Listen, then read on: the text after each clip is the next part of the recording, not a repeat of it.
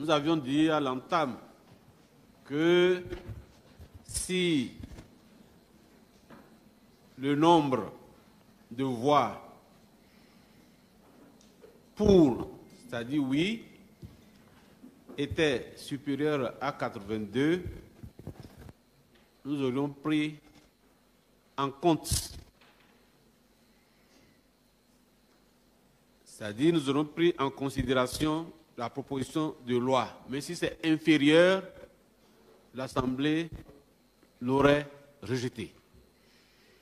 Ceci étant, nous avons oui 71, non 35, abstention 2.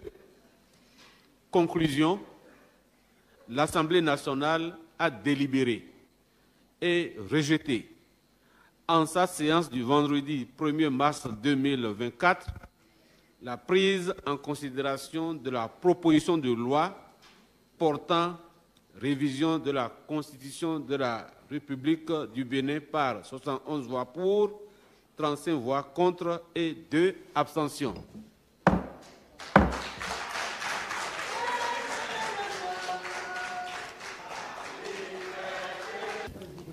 Pour être un instrument de développement, la Constitution a besoin d'être acceptée par l'ensemble des Béninois. C'est pour ça, Monsieur le Président, que le consensus autour du processus de révision de la Constitution a été consacré. Consensus, principe à valeur constitutionnelle nécessaire dans le processus de révision. Il n'y a pas eu consensus ici sur la question. Et les auteurs ont dit eux-mêmes, s'il n'y a pas consensus, on n'évoluera pas. Au demeurant, leur chef nous a dit pas une virgule. Nous avons fait l'option de suivre le chef. Monsieur le Président, il paraît que... Monsieur le Président, nous avons malheureusement recherché le consensus à travers les réseaux sociaux et dans rumeurs. On ne s'est jamais retrouvé pour savoir ce que nous voulons faire véritablement. Et quand j'entends certains de mes collègues dire un certain nombre de choses, je me dis, mais finalement, où sommes-nous? La question fondamentale était le parrainage. La question fondamentale était le parrainage. Et l'autre collègue a voulu définitivement régler cette question, faisant tout pour qu'au niveau égalitaire, les députés et les maires soient dans les mêmes prérequis pour parrainer un duo de candidats président de la République, vice-président de la République. Contrairement à ce que certains ont introduit. Depuis 2016, nous assistons dans notre pays à la privatisation du système électoral. Un artificieux système partisan accompagné de l'ordonnancement d'une révision constitutionnelle et d'un code électoral en 2019 pour apprivoiser les grands électeurs, empêcher la concurrence et se faire élire ou réélire. Monsieur le Président, je voudrais d'abord reconnaître l'honnêteté intellectuelle et politique du camarade Hassan, qui est auteur de cette proposition de loi. Tu n'es pas camarade ici, d'honneur du président Hassan. Allez-y. Merci, Monsieur le Président. Vous allez m'augmenter 2 minutes alors. Monsieur le Président, cependant, ce qui me gêne, c'est peut-être la malcompréhension qui est née de la proposition. Et qu'aujourd'hui, on déplore qu'un député fasse une proposition de loi. Monsieur le Président, j'ai la chance de commencer ce débat parce que je suis auteur de la proposition qui est en étude. Je voudrais dire, Monsieur le Président, qu'à écouter le rapport tout à l'heure, chacun a noté quand même clairement que la proposition de loi soumise à notre appréciation ne viole aucun des fondamentaux de la Constitution de notre pays. Ça veut dire que son enjeu ne fait aboutir ni à une révision opportuniste qui devait amener ce que les gens disent qu'ils déplorent dans les autres pays qui nous entourent ou qui sont loin de nous, c'est-à-dire parfois les prolongations de mandat, mais un simple réglage au niveau de notre Constitution constatée et auquel des solutions ont été proposées. Encore une fois, cette proposition est individuelle et donc appelle normalement à l'échange entre tous les députés, indépendamment de leur groupe parlementaire, mais je sais très bien que quand il s'agit de l'Assemblée, il s'agit de la politique et chacun peut voir le diable là où il n'y a rien. C'est pour cela que je pense que la recevabilité qui est notre préoccupation d'aujourd'hui de cette proposition de loi devrait être quelque chose qui devait être accordé parce que le contenu de ce qui est là n'est que des propositions, des idées. Mais en vérité, les débats auxquels nous avons assisté sur les canaux de télévision, dans les débats avec nos collègues, dans les coulisses, il y en a beaucoup qui condamnent déjà, comme si c'était une idée déjà adoptée à l'Assemblée et qui devait s'imposer à quelqu'un. Or, l'exercice consiste à se pencher dessus, juger chaque point, changer ce qu'on ne veut pas pour faire des propositions. C'est la force de proposition des députés qui a été interpellée dans cette proposition. Et leur droit de dire leurs opinions en toute responsabilité. Monsieur le Président, les articles qui ont été affectés dans cette proposition qui concerne l'article 42, surtout l'article 42, il faut en parler parce que il concerne les mandats plutôt que d'augmenter les nombres de mandats. Elle a eu tendance plutôt à corser ce qui est écrit pour que ce soit sans embâche. Si quelqu'un lit notre Constitution ou une loi dans ce pays et qu'il estime que ce qui est dit peut être interprété autrement, surtout dans la Constitution, notre premier devoir à chacun, c'est de trouver la façon simple dont cela peut être dit pour qu'il n'y ait pas vraiment de confusion. C'est ce qui a été proposé dans cet article 42. Article 81, tout le monde sait. En tout cas, pour 81, ce n'est qu'une réorganisation simple. Ça n'a aucun enjeu. Donc, ni l'article 42, ni le 81 ne devaient être une préoccupation fondamentale. Mais le nid même du débat, qui se trouve dans l'article 153, Monsieur le Président, c'est mon devoir et c'est le devoir de chacun de nous. J'ai posé ce qui est ma responsabilité de dire quelque chose ne va pas. De dire, si on organise, si on laisse les choses comme telles, nous risquons plus tard d'avoir des situations qui vont nous plonger dans les tensions politiques que nous avons connues. On en a eu l'expérience d'un président qui est malmené par l'Assemblée et ce n'est pas bon pour nos populations, ce n'est pas une bonne chose ni pour le développement. C'est ça l'aspect qu'il y a dedans de dire il faut faire les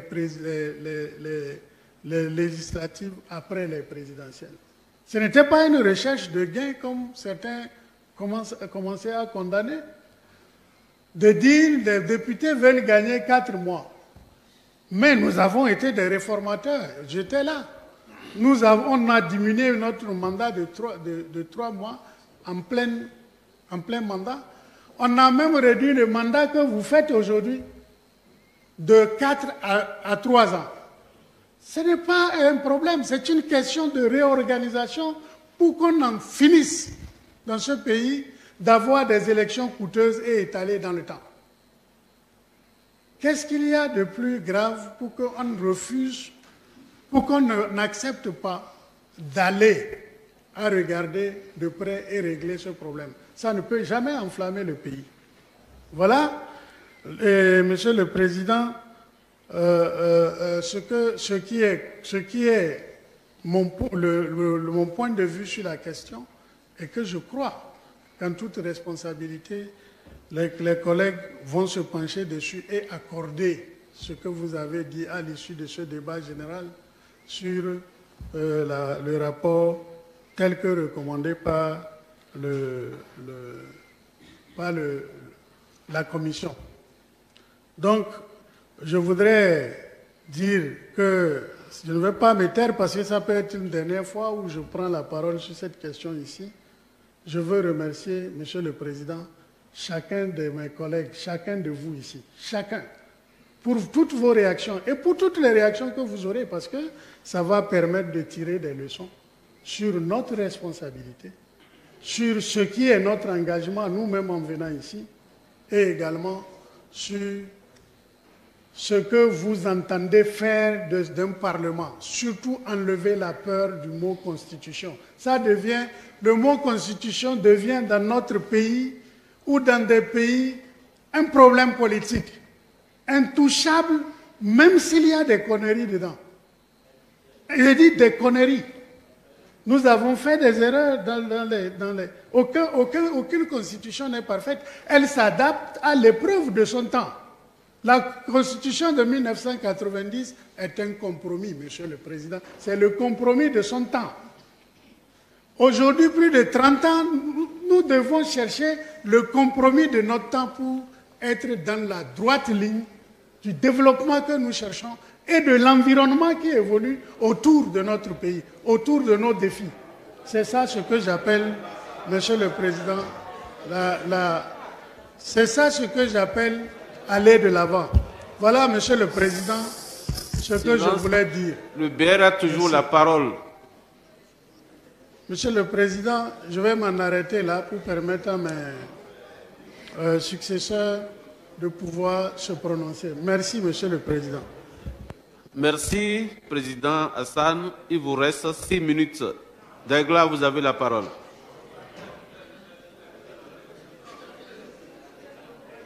Merci, Monsieur le Président. Je crois que le Président Hassan a tout dit.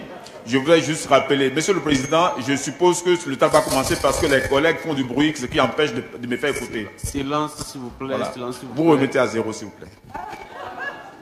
Maintenant, je commence. Monsieur le Président, c'est vrai, nous avons travaillé d'arrache-pied ensemble, tout le monde, et ce qui a rassuré les uns et les autres, sauf ceux qui n'étaient pas convaincus, c'est que la proposition faite par le camarade, par notre collègue, ne violait aucun des fondamentaux. Et notre constitution, celle de 1990, vous savez très bien qu'elle a été créée, elle a été mise en place pour faire face à la révolution, à la période révolutionnaire, et qu'elle ne pouvait pas tout résoudre. En 2019, de la même manière, nous ne pouvions pas tout résoudre. Il y a quel mal à vouloir arranger les choses pour que ça aille mieux. Nous avons fait ce que nous pouvons faire, Monsieur le Président. C'est une opportunité que nous avons pour rectifier tout ce qui ne va pas. Et j'espère que les différents problèmes qu'on pose ça et là, si on veut vraiment y avancer, on doit pouvoir permettre que nous ouvrions le pays pour pouvoir voir sa qualité. Je ne veux pas dire la page du livre, ou je ne veux pas dire parler un mot plus malsain que ça, parce que nous sommes avec les femmes, mais il faut voir l'intérieur pour savoir ce qu'il y a. Il en va de l'intérêt de tout le monde. Il en va de l'intérêt du peuple dont nous disons être porteurs. Je vais m'en arrêter là pour laisser le président Kassa continuer. Merci, monsieur le président. Merci bien. Honorable président Kassa, vous avez la parole. Il vous reste 4 minutes. Merci beaucoup. Merci. Monsieur le Président, je voudrais d'abord reconnaître l'honnêteté intellectuelle et politique du camarade Hassan, qui est auteur de cette proposition de loi. Il n'est pas camarade ici, d'honneur du président Hassan. Allez-y. Merci, Monsieur le Président. Vous allez m'augmenter 2 minutes alors. Monsieur le Président, cependant, ce qui me gêne, c'est peut-être la malcompréhension qui est née de la proposition. Et qu'aujourd'hui, on déplore qu'un député fasse une proposition de loi et qu'il soit obligé de répondre chaque jour devant la Cour constitutionnelle sur le pourquoi il a introduit la proposition de loi. Je ne sais pas dans quel pays nous sommes, Monsieur le Président. La Constitution dit que le député, c'est son travail, ça. C'est lui qui peut faire proposition de loi. Mais il se trouve des mesures d'instruction de la Cour pour que Hassan aille toujours répondre. De quoi? Je me suis renseigné, il paraît que c'est certaines procédures.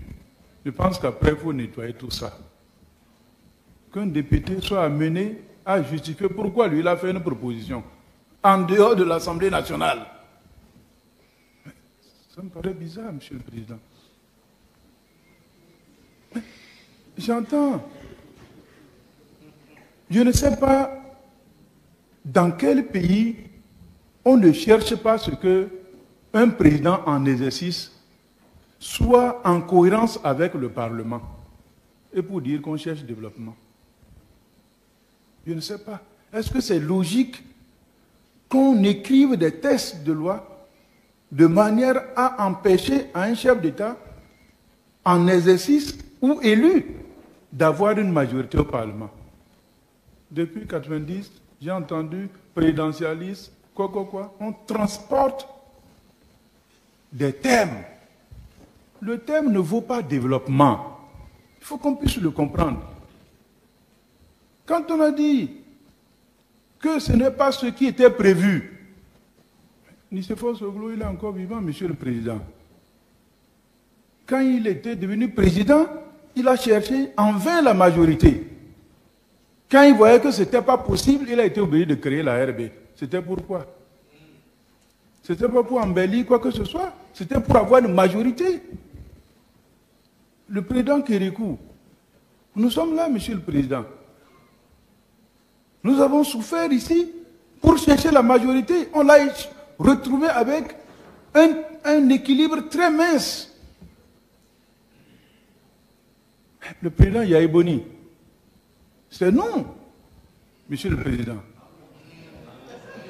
La majorité, on l'a cherché, on l'a perdu, on l'a cherché, on l'a perdu.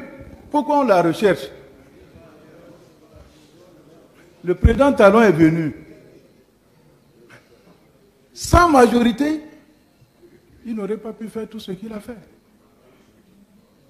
Pourquoi veut-on nous dire que un président, ce n'est pas forcément pour avoir une majorité? Je ne voulais pas qu'on égare le peuple. Je ne vois en rien de ce que cette proposition n'est pas conforme à une bonne vision pour le développement. On dit non. Talon cherche troisième mandat. 8e législature, on était monocolore tel que les autres le disent.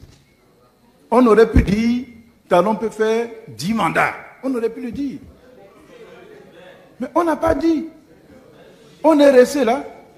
Et aujourd'hui, on trouve que c'est aujourd'hui qu'il cherche un 3e mandat. Monsieur le Président, il y a un problème. Vous avez épuisé votre temps de parole. BR. Merci beaucoup. Je vous remercie. Nous allons passer maintenant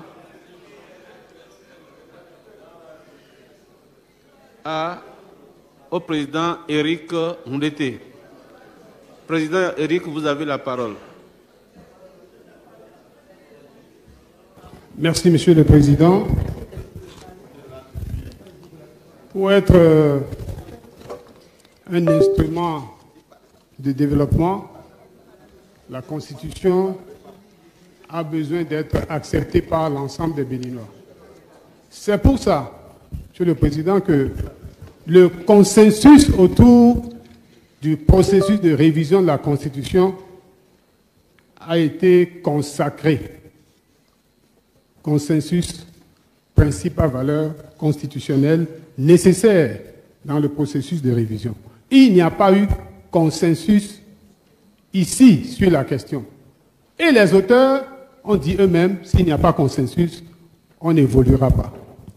Au demeurant, le chef nous a dit pas une virgule.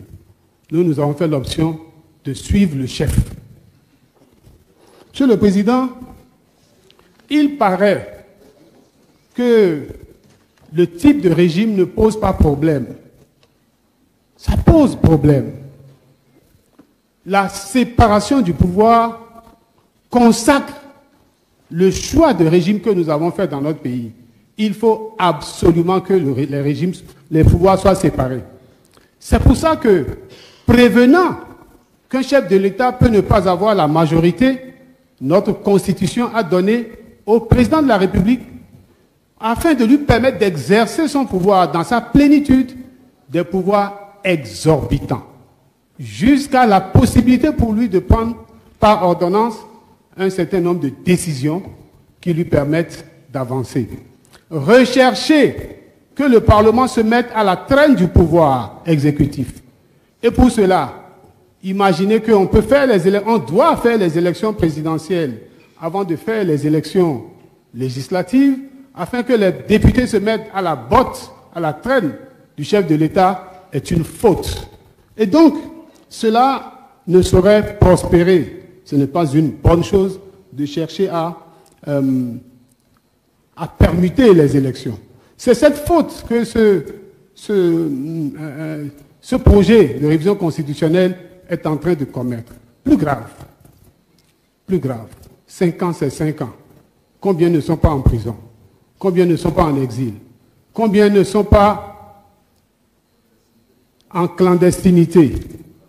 Et aujourd'hui, on estime que charcuter le mandat du chef de l'État, paraît-il, avec son accord, alors que lui-même dit qu'il ne veut pas une seule virgule, paraît-il avec son accord, c'est une faute, Monsieur le Président.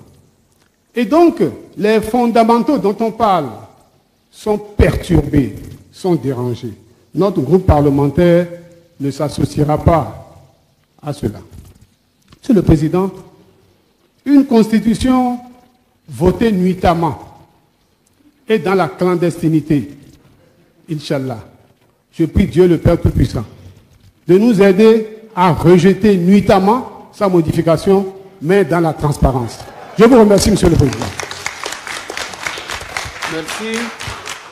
Honorable Tchade, vous avez la parole.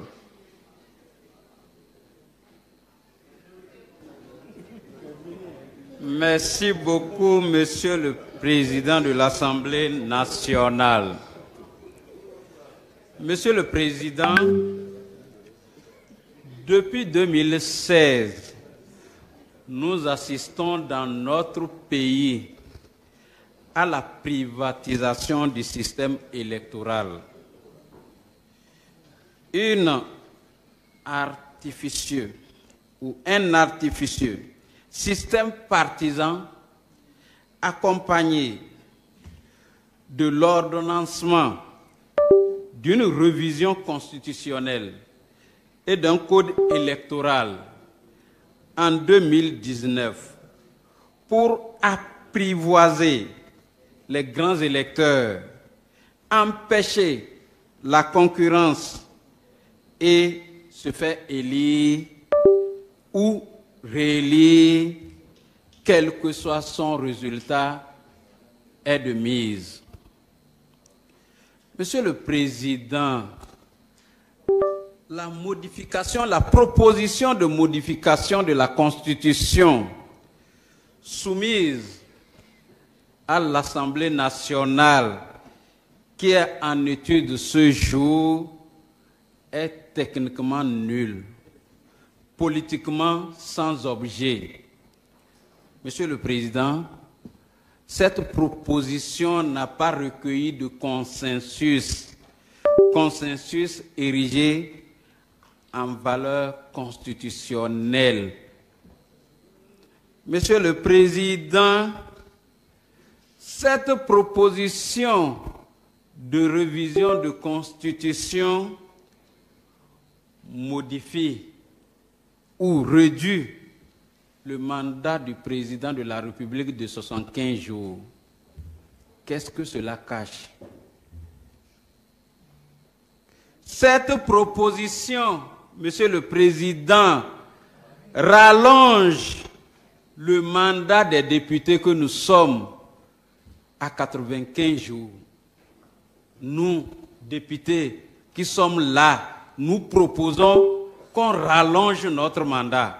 Monsieur le Président, la Cour constitutionnelle dans ce pays avait déjà refusé que une mandature en cours prolonge son mandat.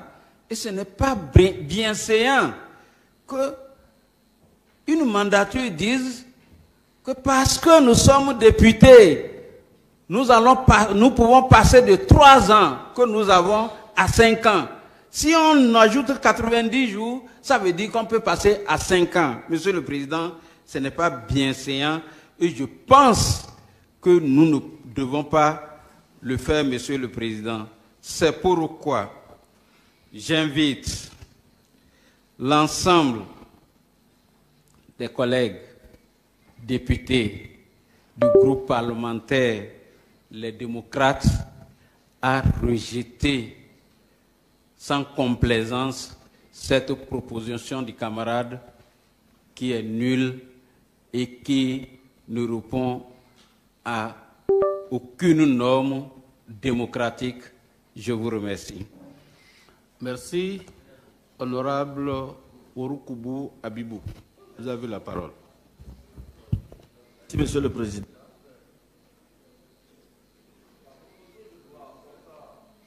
Micro. La proposition de loi portant révision de la Constitution actuellement en objet ne laisse personne indifférente. À son annonce, elle a créé l'émoi, la consternation dans l'immense majorité de nos concitoyens. Et tout porte à croire que l'auteur n'a pas pleine conscience de l'abysse dans lequel nous conduirait l'approbation d'une telle proposition de loi. Pour rappel, les conséquences du certificat de conformité du 1er février 2019, initié sous l'instigation de Joseph Djogbenou, ayant accouché du Parlement monocolore, restent encore gravées dans la mémoire collective du peuple béninois. Cet instrument d'exclusion, de crise et d'impasse politique meurtrière a été le premier élément de remise en cause des fondamentaux de nos acquis démocratiques depuis 1990 et la première source de compromission de la paix dans notre pays. Mieux, cet instrument a été également le déclencheur de toute la vague de réformes opérées sous le régime de la rupture, lesquelles réformes résonnent comme la source des malheurs du peuple béninois. En toute logique, les réformes politiques devaient constituer le moyen d'améliorer les conditions de nos paisibles populations. Mais Ce que le peuple béninois a vécu depuis 2019 a l'air d'une expérience de mauvais goût, ce qui laisse entrevoir les dessous inavoués à la proposition de loi en examen.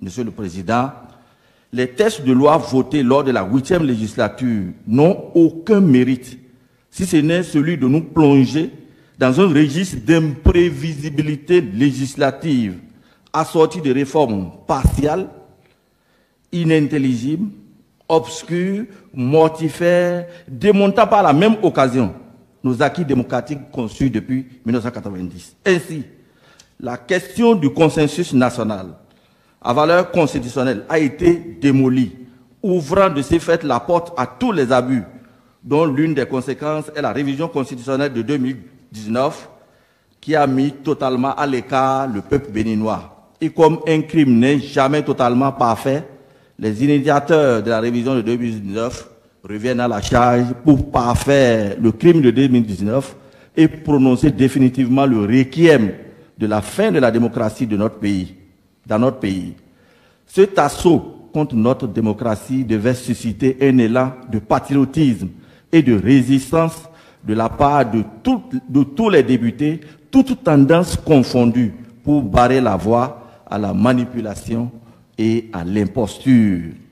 Le seul combat qui mérite d'être mené aujourd'hui, c'est le combat de l'intérêt général. C'est le combat du retour au consensus national, principe à valeur constitutionnelle. Le combat du rétablissement de l'état de droit. Le combat de la réhabilitation de notre démocratie. Le combat, enfin, du règne, de la fin du règne de l'exclusion et le retour de la justice constitutionnelle. Monsieur le Président, chers collègues, face à cet enjeu d'envergure nationale, je voudrais ici et maintenant inviter les députés, tous bords politiques confondus, à la prise de conscience de cet enjeu et à se positionner du côté de l'histoire, c'est-à-dire du côté du peuple souverain, en faisant échec à la recevabilité de cette proposition de loi portant révision de la Constitution. Je vous remercie, Monsieur le Président. Merci, cher honorable. Vous nous avez économisé 3 minutes. Merci beaucoup. Nous passons la parole à l'honorable Abiose Razak. Attendez qu'on mette les 30 minutes. Merci, Monsieur le Président, de m'avoir donné la parole. Je voudrais remercier l'honorable Hassan Seibou pour avoir initié cette proposition de loi aujourd'hui qui permet de faire ce débat, qui est un débat intéressant. La Constitution de 11 décembre 1990 était votée dans un moment de notre histoire. Le contexte a évolué entre-temps. Cette même Constitution a prévu les conditions de sa révision. Et ces conditions sont dans les articles 154 et 155, 156 de cette même Constitution. Ces conditions sont reprises en l'article 99 de notre règlement intérieur. Alors, c'est clair que l'initiative d'une proposition de loi ou de projet de loi est possible pour la révision de la Constitution en cet article 154. Aujourd'hui, lorsque on s'insurge contre la proposition de loi de l'honorable Hassan Seibou, je me demande à quelle fin? Puisque, comme je l'ai dit, les défis des temps ne sont pas les mêmes. En 90, c'était un Bénin qui sortait d'une dictature, un Bénin effondré qui se construisait et on allait vers la démocratie. C'était de l'euphorie. Et la loi, pour ceux qui étaient là, nous on était des enfants, était taillée sur mesure. Lorsque vous lisez cette loi, vous comprenez que la loi était taillée sur mesure. Aujourd'hui, les défis majeurs contemporains nous imposent une autre manière de réfléchir. C'est ainsi qu'en 2019, quoi qu'on nous qualifie de parlement monocolore, nous avons réfléchi, nous avons posé des pas majeurs que des gouvernants passés ont essayé, mais ils n'ont pas pu. Nous l'avions fait. C'est ainsi, chers parlementaires, nous avons institutionnalisé la Cour des comptes, qui était quand même une exigence communautaire. Les gens avaient dit qu'il y avait une chambre des comptes à la Cour suprême, mais ce n'est pas la même chose. Aujourd'hui, c'est devenu une institution de la République. Et cela répond à une exigence communautaire. Nous avons réalisé une discrimination positive à l'endroit de la gente féminine. Nous l'avions fait. Si on devrait la reprendre, on le ferait encore à nouveau. Ceci, c'était pour satisfaire une exigence que tout le monde clamait, réclamait, mais qui n'a été jamais réalisée. Nous l'avions fait. Ensuite, nous avons mis de cette constitution l'abolition de la peine de mort, qui était quand même une exigence de l'ONU. Mais qu'est-ce qu'on a fait de mal? Qu'est-ce qu'on a fait qui n'est pas bon dans cela? Nous avons réfléchi à la mise en place des bases juridiques solides pour avoir des partis politiques d'envergure nationale et qui pour l'unité nationale. Ceci est également prévu à l'article 2 de la Constitution du 11 décembre 1990, qui dit, je cite, « La République du Bénin est une et indivisible, laïque et démocratique. » Alors, ceci nous a permis donc de régler des problèmes politiques majeurs que les gens n'ont pas pu régler depuis des années durant. Cela en ayant des partis politiques nationaux du nord au sud, de l'est à l'ouest. Aujourd'hui, vous regardez ici, on a 3 partis politiques ici. Ce n'est pas des partis politiques de communes, de quartiers, de villes. Ils sont fiers d'être là, du nord au sud, de l'est à l'ouest, en formant une famille. C'est ce que nous avons fait en 2019, Monsieur le Président.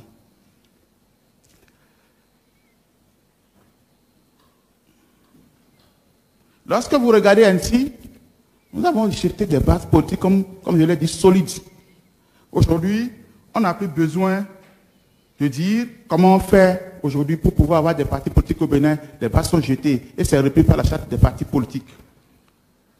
Alors, pour perfectionner cela, nous avons imaginé instaurer une année électorale et grouper les élections communales et législatives. Est-ce que c'était un péché? Quand on constatait que les élections se organisaient chaque année presque, je vais vous montrer un exemple. On a organisé une élection en 2019, en 2020, 2021, 2023. Chaque année électorale, l'administration publique ne fonctionne pas correctement. Nous engloutions beaucoup d'argent. C'est une année perdue. Alors, quand est-ce qu'on ira vers la postérité? Nous avons fait ça. Nous l'avons réalisé pour que désormais les élections se fassent toutes les 5 années. Là, on connaît d'avance l'année électorale. Dans 100 ans, dans 50 ans, on connaît à quelle date il y aura une élection communale, une élection présidentielle. Mais qu'est-ce qu'on n'a pas pu faire? Ça, c'est déjà un début de perfectionnement. Mais je ne sais pas si les collègues qui nous critiquent, eux-mêmes ont déjà réalisé une œuvre parfaite dans leur vie. L'œuvre humaine, aucune œuvre humaine n'est jamais parfaite, dit-on. C'est pour ça que je voudrais saluer l'honorable Hassan Seibou, qui, de par son génie, a introduit cette proposition de loi pour dire il faut revoir ce qu'on a fait, qui était quand même si bon, mais qui manque d'un peu de perfection. Mais c'est ce qui a été introduit ici.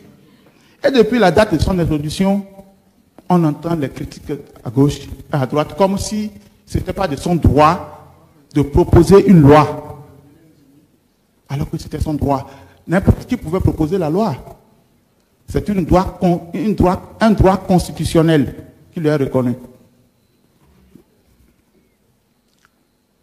Mais quand on regarde ce qu'il a proposé, il a juste proposé d'inverser l'ordre des élections. Ce qui est normal.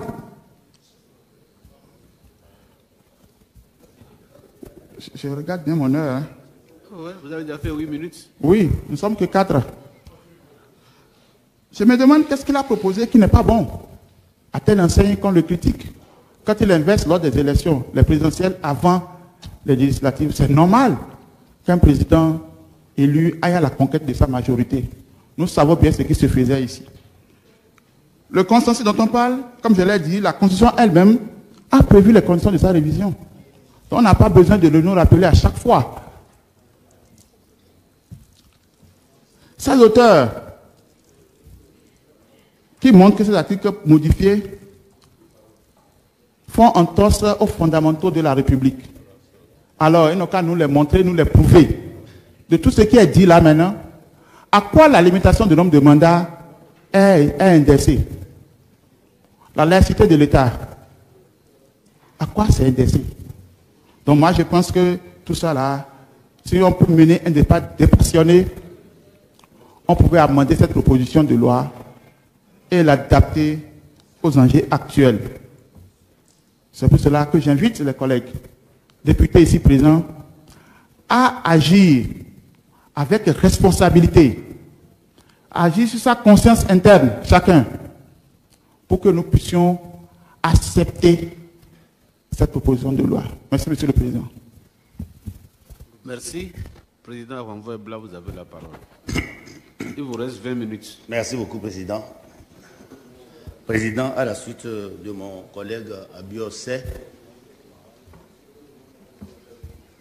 je voudrais dire qu'il est exactement 23 heures. Et nous voilà encore à l'hémicycle sous des projecteurs en toute transparence.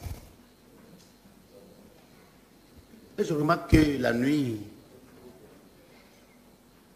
chez nous, est porteuse de sagesse et de réflexion. Moi, je croyais qu'avec la présence de certains ici, nous ne ferions plus de vote de nuit. Je m'attendais qu'une partie de l'hémicycle se lève et disparaisse de l'hémicycle. Et nous voilà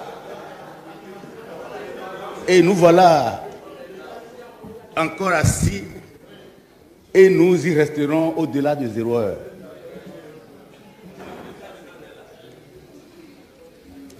Monsieur le Président de l'Assemblée nationale, la charte des partis politiques, en lien avec certaines dispositions de la Constitution de notre pays, refuse la cohabitation entre l'opposition et le gouvernement et la mouvance. Aucun opposant ne peut plus siéger au sein du gouvernement. Et de ce fait, il est tout à fait naturel que les lois qui gouvernent la République permettent au président élu d'organiser avec son parti ou son groupe de partis politiques, organise les élections couplées pour s'assurer d'une majorité au Parlement, parce qu'il ne pourra pas gouverner avec une minorité au Parlement. Le développement serait totalement compromis. Et je crois bien que c'est pour cette raison que notre collègue Hassan Seibou a voulu régler un problème. L'inquiétude des uns et des autres, quand nous sommes, Monsieur le Président, et le Président Tchadi est en train de me perturber. L'inquiétude des uns et des autres, quand le Président Hassan Seibou a déposé sa proposition de loi, c'était que, est-ce que lors des travaux en commission, on ne va pas se retrouver pour introduire des dispositions fatales à une frange à une fraction de la classe politique. Nous avons travaillé ensemble et le résultat que nous avons eu, chacun là sous les mains, et on comprend aisément que bien au contraire, on a renforcé et martelé que désormais, plus jamais en République du Bénin, aucun humain ne peut exercer plus de 2 mandats. Aucun humain ne peut exercer plus de 2 mandats. Et on pouvait aller plus loin pour dire qu'à 95%, si on devait réviser cette disposition liée au mandat, il faut que vraiment ce soit au 9/10 des parlementaires, ou pas voire référendaire. Me référant bien sûr à l'article 4 de la Constitution de notre pays. Monsieur le Président, nous avons malheureusement recherché le consensus à travers les réseaux sociaux et dans rumeurs. On ne s'est jamais retrouvé pour savoir ce que nous voulons faire véritablement. Et quand j'entends certains de mes collègues dire un certain nombre de choses, je me dis, mais finalement, où sommes-nous? La question fondamentale était le parrainage. La question fondamentale était le parrainage. Et l'autre collègue a voulu définitivement régler cette question, faisant tout pour qu'au niveau égalitaire, les députés et les maires soient dans les mêmes prérequis pour parrainer un duo de candidats président de la République, vice-président de la République. Contrairement à ce que certains ont introduit en voulant que les députés de 2026 parrainent pendant que les maires de 2020 parrainent, laissant sur le carreau les maires qui seront immédiatement élus, peut-être 3 jours après comment on appelle, après comment vous appelez ça, après le dépôt des dossiers de candidature. Monsieur le Président, c'est inquiétant. Nous avons mis la charrue devant les bœufs. Nous avons beaucoup bavardé. Nous avons fait des promesses. Nous avons menti à chacun à son opinion, parce que chacun a son opinion. Hein. Nous avons menti, chacun a son opinion. Et maintenant, c'est trop tard. Parce que ce serait amer. Si peut-être c'est un consensus muet que nous sommes en train d'observer, que tout le monde va voter tout à l'heure, tant mieux. Mais si ce n'est pas le cas, vous allez le boire. Vous allez le boire et je travaillerai pour qu'en 2026, lors des élections couplées, législatives et communales, mon parti, l'Union progressiste, le Renouveau, est à lui tout seul au moins 80% des élus députés et le contrôle de 80% des 77 communes de notre pays. Vous verrez. En ce moment, je verrai comment le BR aura de candidats à parrainer. Je verrai comment les démocrates auront de candidats à parrainer pour les élections présidentielles. Et ce serait en ce moment un autre problème que vous aurez à régler. Voilà ce qui vous attend. Et c'est pourquoi je vous invite expressément à une pause que vous allez demander, à vouloir immédiatement vous concerter pour que nous puissions voter ensemble cette révision de la Constitution. Monsieur le Président, c'est déjà heureux que le président Patrice Talon a dit sous tous les toits, de 1000 manières, ce qu'il souhaitait faire.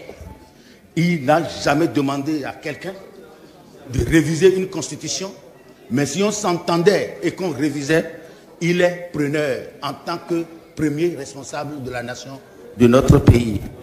À notre corps défendant, nous avons le parti Union Progressiste, le Renouveau, contraint le collègue Aken Atondé à introduire une proposition de code électoral qui, au lieu que la révision proposée par notre collègue Hassan Seibou permette aux députés actuels et maires actuels de parrainer les présidentielles, au lieu que ce soit ainsi, le parti a instruit instamment notre collègue Ake, que je soutiens, comme beaucoup d'autres députés de notre parti, et d'ailleurs d'autres groupes parlementaires, a introduit une proposition de code électoral où seuls les élus de 2026 pourront parrainer les prochains candidats à l'élection présidentielle de 2026.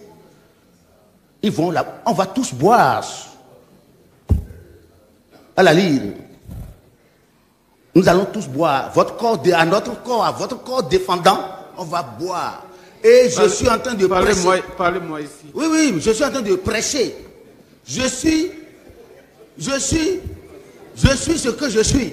Et qu'on retenait définitivement que nous allons le regretter. Parce que nous sommes en train de mentir très sérieusement à ce peuple et ça ne peut pas continuer. Ça ne peut pas continuer comme ça. Les gens ont parlé, les gens ont applaudi, les gens ont dit ce qu'ils veulent. Tout le monde me connaît, moi. Je suis free. En 2019, nous avons accepté de nous sacrifier. Nous avons aujourd'hui 2 mandats de transition. Le mandat de la 8e législature était un mandat de transition. La 9e législature, encore un autre mandat de transition. Ça n'existe nulle part, mais nous avons accepté ce sacrifice. Nous qui avons eu la chance de faire ce que nous avons à faire pour que nous en soyons là aujourd'hui. Monsieur le Président, c'est très sérieux et il faut comprendre que, très honnêtement, les manipulations n'apporteraient rien à notre débat. Et quand vous observez dans les pays développés, ce qui se passe par rapport à la révision de la Constitution n'est pas ce qui se passe dans notre pays. Toutes les constitutions sont amendées, sont révisées, sans remettre en cause l'ordre constitutionnel, l'ordre républicain, quand c'est de ça qu'il s'agit. Monsieur le Président, voilà un peu ce que je voudrais dire, et inviter tous les collègues, les 109 députés, présents ou représentés, à voter pour cette proposition de révision de la Constitution introduite par notre collègue Hassan, parce que c'est le chemin, c'est la voie qui nous permettrait de donner encore une autre orientation nouvelle et heureuse pour notre pays. Je vous remercie. Merci. Président Ake, vous avez la parole. Merci, Monsieur le Président de l'Assemblée nationale. Monsieur le Président, avant de commencer, j'aimerais faire une motion d'ordre. Je crois que, avant que les intervenants de l'UP, le Renouveau, mon groupe parlementaire, ne commencent à parler, les autres groupes ont parlé avant. Et on pouvait entendre les mouches voler. Mais dès lors que les progressistes ont commencé à intervenir et que des vérités ont commencé par sortir encore davantage, les chamaillements ont commencé. Monsieur le Président, remarquez que nous sommes déjà habitués à ça. Mais personne ne peut nous empêcher de nous exprimer. Donc, Président, je vous en prie, demandez à nos collègues de garder un peu le calme. Nous, on est restés tranquilles pour les écouter. Qu'ils restent tranquilles. Peut-être qu'ils vont enfin trouver un brin de lumière dans ce que nous sommes en train de dire. Je vous remercie, Président. Ceci dit, je voudrais poser une question. Qui a dit que lorsqu'un député exerce le pouvoir qui lui est conféré par la Constitution de notre pays en déposant une proposition de loi qu'il oblige forcément tout le monde à voter pour? Qui a dit ça? Est-ce que quelqu'un a dit ça ici dans cet hémicycle? Qui a dit que le collègue Hassan, si sa proposition n'est pas votée à 100%, qu'il va piquer une crise? Qui a dit ça dans cet hémicycle? Je pense que personne ne l'a dit. Donc ce n'est aucune victoire, absolument aucune victoire que de dire nous allons voter contre, nous allons rejeter nuitamment ce qui a été voté nuitamment. Chers collègues, je voudrais vous dire que la Constitution, c'est un document fondamental de tout pays. Et notre démocratie qui a démarré en 90, après la conférence nationale des forces vives, a consacré une constitution. Mais à aucun moment, les pères fondateurs même de cette constitution n'ont dit dans un document que c'était une Bible qu'ils nous ont donnée. Ces pères fondateurs, certains d'entre eux devraient même avoir honte de la manière dont, au XXIe siècle, nous traitons cette constitution. Et nous refusons de faire mieux que nos pères fondateurs. Nous refusons de faire mieux que nos pères fondateurs. Alors que ceux qui nous ont apporté ceux qui nous ont appris la démocratie, oui, je le dis parce que si on a fait démocratie, c'est parce qu'on a vu d'autres pays faire. La France, après la révolution de 1794, vous voyez le nombre d'années que ça fait que la France a commencé son processus démocratique et en est à la 5e République. Ça veut dire quoi? Ça veut dire que la France a changé plusieurs fois sa constitution. Et à cette 5e République, qui est la 5e constitution adoptée en 1958, c'est-à-dire il y a 66 ans, cette constitution adoptée il y a 66 ans a subi 24 amendements pour son amélioration. Quand vous calculez, vous allez voir que 2 ans et demi, presque en moyenne, tous les 2 ans et demi, la Constitution française subit un toilettage, un amendement pour aller dans le bon sens, pour permettre l'épanouissement du peuple français. Quand vous regardez les États-Unis d'Amérique, la plus grande démocratie du monde, la Constitution de ce pays date d'il y a 248 ans et a subi 27 amendements. Ça veut dire que eux, tous les 9 ans, en moyenne, ils apportent des amendements constructifs à leur constitution. C'est ce que nous pensions aussi dans ce pays, à la 8e législature, en revoyant quelques dispositions de notre constitution de 90. Le Parlement, on dit, était monocolore.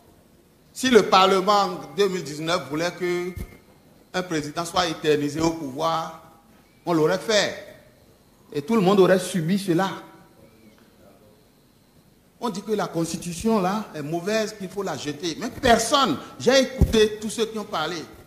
Aucun d'entre eux n'a dit qu'il faut revenir à la Constitution, au texte initial de 90. Monsieur le Président, même si on leur donne aujourd'hui le pouvoir, il y a beaucoup de dispositions. La plupart des dispositions de la Constitution, révisée de 2019, ils vont garder ça. Est-ce qu'ils auront le courage de chasser les 24 femmes du Parlement? Ils auront le courage de supprimer la Cour des comptes? Qui aura le courage? Qui aura le courage de supprimer le poste de vice-président quand on sait que ce poste amène une stabilité dans notre système et que même si un président venait à être empêché, son mandat sera bel et bien terminé. Nous avons constitutionnalisé le calendrier électoral et c'est ça notre mal aujourd'hui. Et pourtant c'est un choix délibéré. Et beaucoup de gens n'ont pas compris peut-être, mais ils ont compris, hein, parce que je sais qu'il y a d'éminentes personnes parmi eux, ils comprennent très bien que la constitutionnalisation du calendrier électoral, en fixant les dates des élections législatives communales et des élections présidentielles dans la Constitution, c'est pour arracher le pouvoir de convoquer le corps électoral au président de la République, pour éviter certains écueils à notre pays. Quand vous regardez l'actualité dans la sous-région, vous savez bien que ce pouvoir de convoquer le corps électoral peut mettre à mal une démocratie. Qui va venir changer ça? Vous allez changer ça? Non, je ne pense pas. Le peuple ne sera pas d'accord avec vous. Ce peuple qui a voté pour nous et qui nous a envoyés ici ne sera pas d'accord avec vous. Mais pourquoi au Bénin, là, nous ne pouvons pas... Nous voyons, nous sommes des amis, on se voit, on reste même des fois dans la même voiture. Et des fois, on mange ensemble. Mais pourquoi est-ce qu'on ne peut pas s'asseoir en personne responsable pour chercher le consensus que le chef de l'État nous a recommandé? Et c'est seulement dans la rue, c'est seulement sur les réseaux sociaux, parce que nous voulons apparaître beau, apparaître populaire. Non, ça c'est pas la popularité, c'est le populisme. Je suis désolé, c'est pas la popularité, c'est le populisme. Parce que on a beau faire ça, quand nous allons retourner devant les électeurs vont nous juger. Et les gens qui pensent qu'ils sont les plus populaires vont se retrouver encore avec les résultats qu'ils ont eu en 2023, ou peut-être moins. Oui, le consensus a été rejeté, et je le constate au nom de mon groupe parlementaire. Et d'ailleurs, je le constate au nom de la majorité, de toute la majorité présidentielle dans le pays, que le consensus a été rompu et rejeté. Je l'écris et je pense que celui qui me regarde comprend très bien ce que je veux dire par là.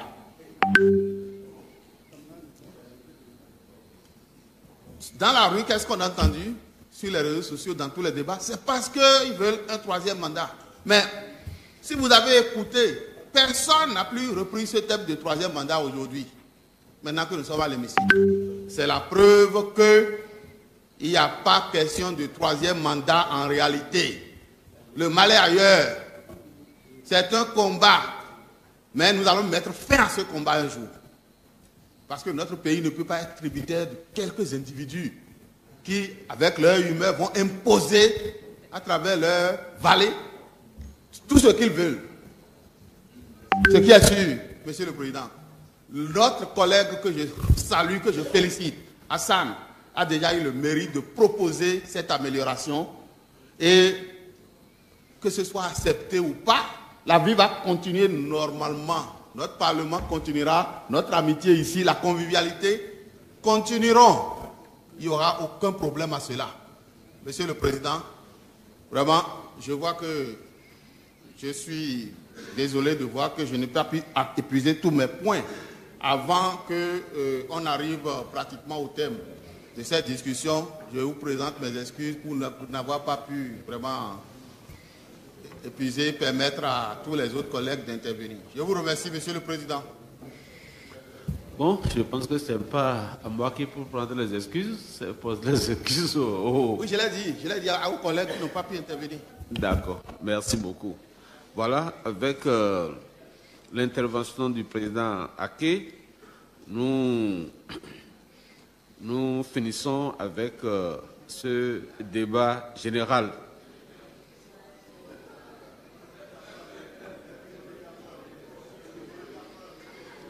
Maintenant, nous voudrions bien demander au gouvernement si le gouvernement voudrait intervenir. Non? Président, vous avez la parole. C'est qu'il n'a pas de questions. Bon, mais enfin, vous avez la parole. Nous n'avons pas de questions. Donc, nous en remettons à votre maillet pour la suite normale